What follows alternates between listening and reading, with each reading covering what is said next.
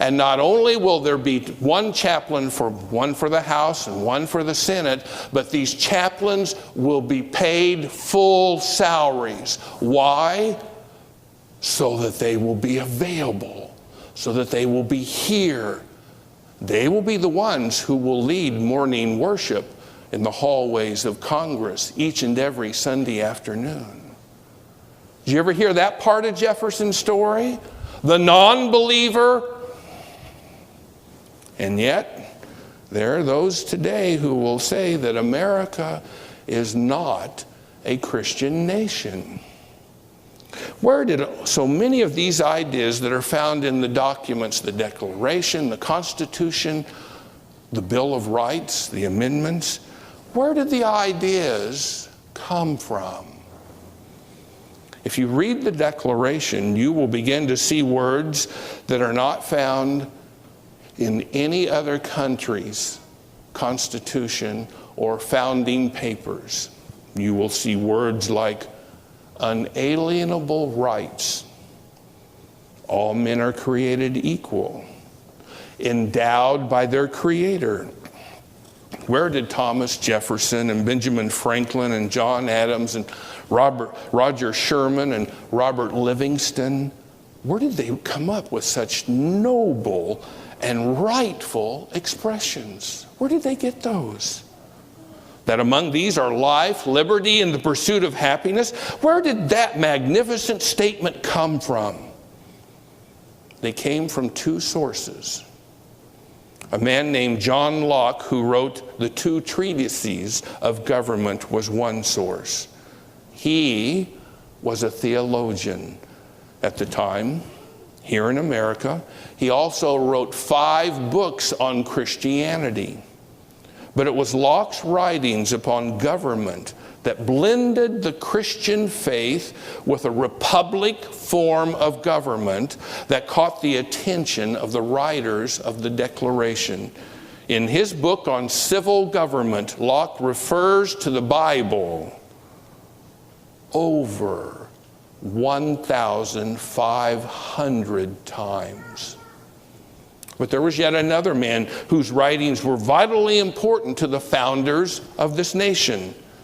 Now, back at this time, ministers wrote their sermons out by hand. It wasn't until later, during the Second Great Awakening of America, when ministers began to preach extemporaneously, without notes. Well, there was a minister who lived in the Massachusetts colony nearly a half century before most of the founding fathers were even born. His name was Reverend John Wise, and he once published a book of his sermons. By 1687, Reverend Wise had already shown from out of the Bible that taxation without representation was tyranny, that the consent of the governed is the basis of biblical government, and that all people are created equal and endowed by their Creator with certain rights. These are in his sermons. Wow. That sounds like the Declaration of Independence. 2 men, John Locke, a theologian, and Reverend John Wise, a minister, contribute most of the very expressions that are found in the Declaration that impress us the most. And yet, there are those today who will say that America is not a Christian nation.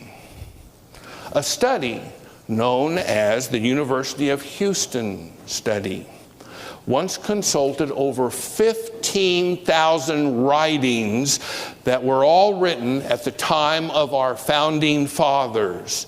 And they researched all 15,000 of these writings to discover where the main sources of such writings are to be found. This research lasted over 10 years. And in that study, the researchers were able to isolate 3,154 quotes, which were then researched back to their original sources.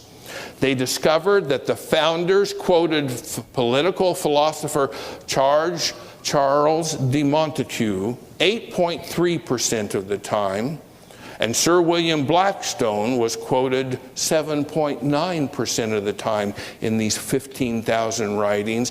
But the single most quoted source of the 15,000 writings that were studied came from the Bible. 34% of the quotes found in the most prominent writings at the time of our founding fathers, 34% of them came as direct quotes from the Bible itself. The Bible is by far the most influential source for the ideas generated by our founding fathers. How come we're not told things like that? How come we don't learn that? It's because history has been rewritten. And that's the history that we know. And yet, there are some today who will say that America is not a Christian nation. In the Bible, Isaiah 33:22 calls for three distinct branches of government, just as we find in the Constitution. The logic for the separation of powers was derived from Jeremiah 17:9, and the basis for tax exemption can be found for churches, can be found way back in Ezra 7:24. Of course, it wasn't for churches, it was for the temple at that time. These are examples of American government adopting biblical precedence. In fact, the biblical roots were so obvious. If this doesn't knock you off of your seat, I don't know what will. The biblical roots were so obvious that in 1892, the United States Supreme Court rendered a declaration from their own court decision of the Church of the Holy Trinity versus the United States. And this is what the Supreme Court declared. No purpose of action against religion can be imputed to any legislature, state or national, because this is a religious nation, this is a Christian nation. Your Supreme Court of 1892 declared that America is a Christian nation. What would lead the highest court in the land to conclude that? The answer is simple: American history. The court writing was only 16 pages in length, but in those 16 pages, this unanimous decision of the Supreme Court provided 87 precedents proving indeed that America was a Christian nation. The court quoted founding fathers, various acts of Congress, state governments, and other official actions to reach its conclusion that America was a Christian nation. This 1892 Supreme Court decision wasn't the only time that court recognized America's biblical history. Earlier, in 1844, a case was brought to this court regarding a school in Philadelphia known as the Vidal versus Girard. This had to do with the Girard School. This particular school refused to use the Bible in its teachings of morality with the children. And it even went so far as to prohibit ministers from coming upon the premise of the school. The school's founders came from France, and with them, they brought their French ways.